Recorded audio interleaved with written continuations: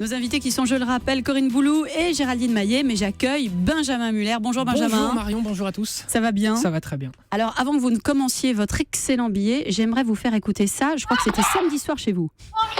Oh là là, la grosse vanne. Ah, Monica Seles, voilà, c'était pour le plaisir. Alors Benjamin, vous allez nous parler de la psychologie des joueurs. Et là, c'est passionnant.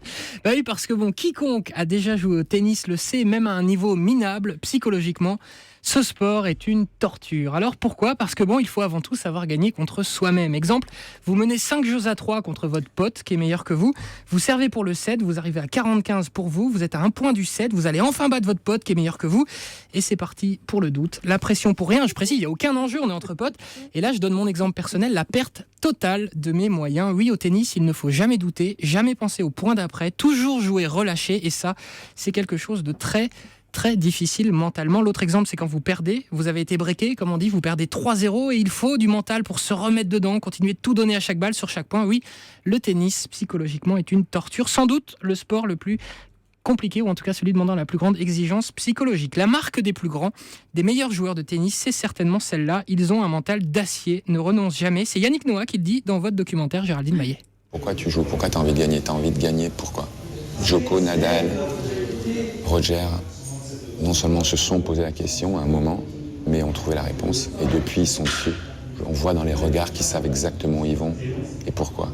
La tête de Nadal, quand il joue, c'est magnifique de volonté. C'est presque de la survie, quoi. C'est vraiment du très haut niveau. Parce que Djokovic, il y a 7-8 ans, il n'était pas comme ça. Voilà des guerriers. Vous compariez un petit peu aux meilleurs d'entre nous. À Nadal et Federer. Voilà des guerriers qui ne doutent jamais, toujours être forts dans sa tête. Ce serait ça qui différencie un bon joueur d'un grand joueur. Écoutez par exemple l'un des espoirs du tennis français, Lucas Pouille, qui a un temps été coaché par Yannick Noah. Et il disait que ce qu'il attendait de lui, c'était de progresser mentalement. Car oui, ce jeune espoir le reconnaît, son défaut à lui, c'est souvent de ne pas avoir le mental. Qui manque peut-être un peu plus de croyance et d'être plus solide dans la tête et d'être beaucoup plus constant sur un match, faire 3 heures pleines et pas avoir de trous pendant 10 minutes, parce que dans ce cas le mec tout de suite il s'engouffre, c'est le plus haut niveau. Corinne, elle aime pas qu'on se moque de Lucas Pouille. Non, parce que j'aime beaucoup et oui, là il pourrait faire un très joli Roland Garros. Non, je présente. Lucas Pouille. Bon, l'un des joueurs. Ça vient de spoiler, comme dirait Alain Ray.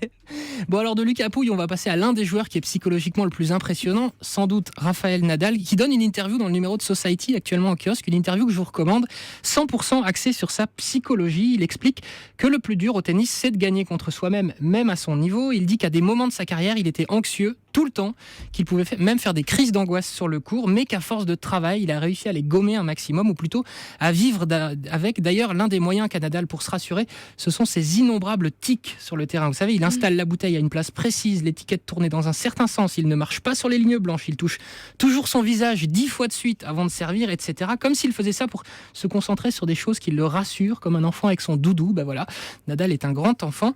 Malgré tout cela, c'est l'un des plus grands joueurs de l'histoire du tennis, car sa vie entière est vouée à une seule chose, c'est ce qu'il explique, à progresser sans cesse, toujours le travail aussi, donc pour apprivoiser son mental. Pour autant, et là ce sera une grande question, est-il heureux ?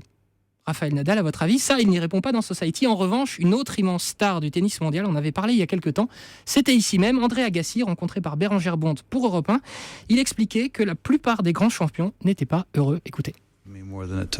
Il y a tellement d'exemples d'athlètes et de sportifs qui n'ont pas de quoi être fiers de leur vie en dehors de leur carrière sportive. Même ceux qui ont du succès ne sont pas forcément les mieux dans leur peau, parce que toute votre existence est tellement focalisée sur votre objectif sportif que vous n'êtes pas préparé pour le reste. Voilà, André Agassi sur la vie des tennisman. Corinne Boulou, vous les côtoyez, les plus grandes stars du tennis. Est-ce qu'il y en a qui sont sereins, qui sont heureux ? J'espère pour eux, parce que je pense quand même, et Yannick Noah que j'ai rencontré hier nous le rappelait, la base pour lui c'est le plaisir, c'est le travail, et 2, le plaisir. Sans plaisir vous n'y arriverez pas, parce que vous allez subir, Et franchement, allez sur Nadal, le court. dans Society, on n'a pas l'impression qu'il prenne du plaisir. Mais je peux vous dire que quand vous le voyez là, moi je l'ai vu hier à l'entraînement là sur le cours Philippe Chatrier, il se donne sur tous les points et on est à l'entraînement. On a l'impression que c'est déjà la finale. Il est incroyable. Et c'est un garçon, mais alors charmant, d'une disponibilité. Enfin, moi, j'ai eu l'occasion l'année dernière. On était sur un banc tous les deux à Roland-Garros. Mais oui, j'ai eu cette chance et c'est un privilège. Et n'empêche que, vous vous dites, génial, quoi. Et ils nous donnent du plaisir aussi, ces gens-là. Mais tout à fait, Corinne. Vous restez avec nous, Benjamin. Merci. Et je rappelle que demain, c'est samedi, Benjamin. Et samedi, c'est...